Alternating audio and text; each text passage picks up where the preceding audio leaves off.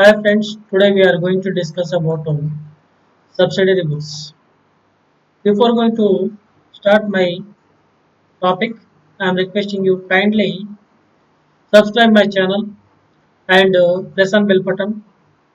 Give some likes, it will makes me lot of encouragement to do further videos. So friends, now come to the point of subsidiary books. As discussed in the preceding chapters, journal is the first stage in the accounting cycle. All the transactions are recorded in the journal in the chronological order in which they occur. The transactions which are entered in the journal, they are transferred to their respective accounts in the ledger. In every business, both journal and ledgers are maintained.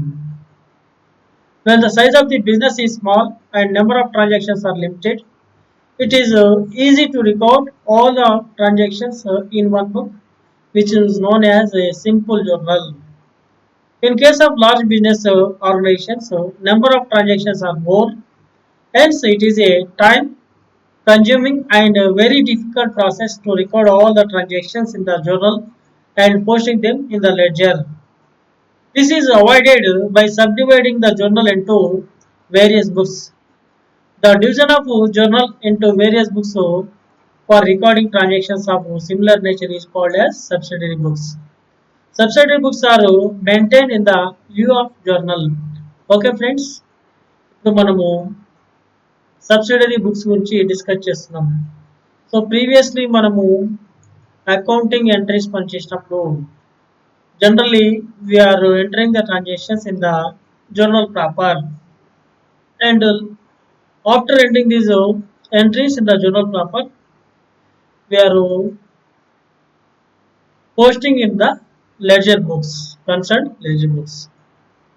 So business అనేది small సైజ్లో ఉన్నప్పుడు number of transactions అనేవి చాలా తక్కువగా ఉన్నప్పుడు journal ప్రాపర్లో enter చేసేసి వాటిని లెడ్జర్లో post చేసేసి ఆ తర్వాత ఫైనల్ అకౌంట్ చేయడం అనేది చాలా easy. But when the business is increasing, in case of large business organizations, transactions are more. So it is not so simple to enter all the transactions in the books of journal entry and posting them in the ledger. So it takes lot of time as well as a lot of efforts. So ఇలాంటి పరిస్థితి నుంచి avoid కావాలంటే we have to divide the journal book into various sub books. So the subdivision of journals into various books for recording transactions of similar nature is called as subsidiary book. ఏదైనా ఒకే రకమైన transaction సంబంధించిన transactions అనేవి ఈ journal book subdivision చేసినట్లయితే దాన్ని ఏమంటారు ఇక్కడ subsidiary book అని చెప్పడం అనేది జరుగుతుంది. So next topic need and advantages of the subsidiary books. The need and the advantages of subsidiary books are as follows. When the size of business grows, the number of transactions will increase. Hence, it is very difficult to record all transactions in one journal. It is desirable to divide the journal into various subsidiary books to record a similar nature of transactions at one place to get the following advantages. First one, easy recording. Recording of transaction is simplified. Under this system, as transactions are not just generalized, except in the journal proper, transactions can be recorded quickly and easily. So friends, business size అనేది పెరిగినట్లయితే number of transactions అనేవి ఆటోమేటిక్గా పెరుగుతాయని చెప్పడం జరిగింది. ఇలా పెరగడం వల్ల మనం ఎప్పుడైతే ఆ జర్నల్ ప్రాపర్ ఏదైతుందో సిమిలర్ నేచర్ ఉన్న ఒక బుక్లోకి ట్రాన్స్ఫర్ చేయడం అనేది జరుగుతుంది. అలా చేసుకున్నట్లయితే మనకు ఈజీగా అన్ని ఒకే రకమైన ఎంట్రీస్ అనేటివి ఆ బుక్లో ఎంటర్ చేయడం జరుగుతుంది. దాన్నే మనం ఇక్కడ ఏమన్నా సబ్సిడరీ బుక్స్ అని చెప్పడం జరుగుతుంది.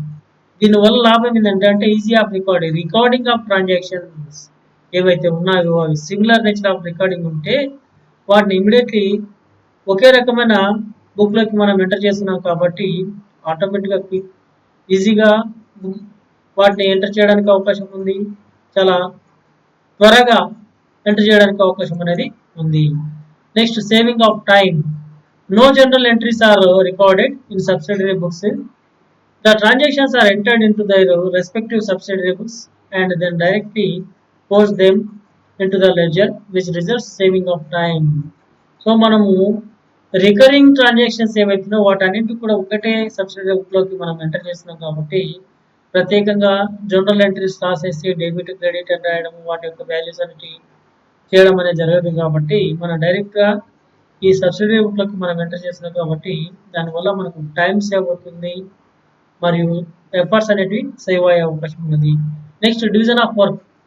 The division of accounting work instead of maintaining journal which leads to the specialization and perfection in recording as each staff is entrusted with only one activity of accounting work and he has to undertake the same work repeatedly. So ఇక్కడ మనకు ఈ subsidiary books లో వల్ల మనకున్న మరొక advantage ఏంటంటే division of work. So ఒకే రకమైన nature ఉన్న ట్రాన్సాక్షన్స్ అనేవి ఒకటే సబ్సిడరీ బుక్ లో మనం ఎంటర్ చేయడం జరుగుతుంది. సో అలాంటి ఒకటే క్లర్క్ మనం అలాంటి నేచర్ ఉన్న ట్రాన్సాక్షన్స్ ఎంటర్ చేయమనిచ్చినట్లయితే అతడు ఆ వర్క్ లోపల స్పెషలైజేషన్ సాధించేసి ఈజీగా వర్క్ చేయడం అనేది జరుగుతుంది. Next availability of information. Information relating to particular item is available at one place. Example, information related to purchase of goods is available in purchase books. Whenever any information needed, the particular subsidiary book is directly referred to get such information. So మనకు information availability కూడా చాలా ఈజీగా ఉంటుందండి.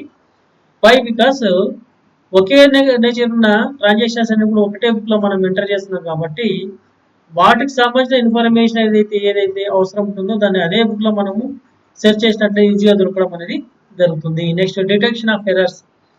The existence of separate books helps in detection of errors quickly in case of disagreements of trial balance. ఒకవేళ ఎప్పుడైనా trial balance అనేది మనకు సరికపోయినట్లయితే ఎక్కడ తప్పు జరిగిందని చూడడానికి ఈజీగా మనం గుర్తుపట్టడానికి అవకాశం ఉంది. సో ఈ రాంగ్ పోస్టింగ్ అనేది ఎక్కడ జరిగిందని మనం ఈజీగా ఐడెంటిఫై చేయడానికి అవకాశం ఉంది. Next types of subsidiary books మనం ఇక్కడ 8 టైప్స్ మనం చెప్పాము. వాటిని కింద మనకు టేబుల్లో మనం చూస్తున్నాము. Name of the book and purpose. So purchase book, first one is purchase book. It records purchase of goods and credit. So credit పైన మనం ఏవైతే గూడ్స్ పర్చేజ్ చేసామో వాటిని పర్చేజ్ బుక్ లో ఎంటర్ చేయడం అనేది జరుగుతుంది. Sales book, it records sales of goods on credit. So ఇక్కడ సేల్స్ బుక్ లోపల క్రెడిట్ సేల్స్ ఏవైతే చేసామో వాటిని మనం ఎంటర్ చేయడం జరుగుతుంది. Purchase return books, it records goods return to the suppliers.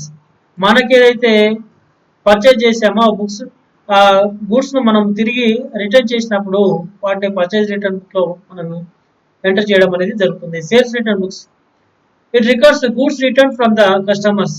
మనం అమ్మిన వస్తువులు ఏవైతే ఉన్నాయో అవి మనకు రిటర్న్ వచ్చినప్పుడు కస్టమర్స్ రిటర్న్ వచ్చినప్పుడు ఈ సేల్స్ రికార్డ్ రిటర్న్స్ బుక్ లో మనం ఎంటర్ చేయడం జరుగుతుంది. Cash book, it records all cash receipts and cash payments. So ఇక్కడ క్యాష్ బుక్ లోపల క్యాష్ సంబంధించిన రిసీట్స్ కానీ పేమెంట్స్ కానీ ఎంటర్ చేయడం అనేది జరుగుతుంది.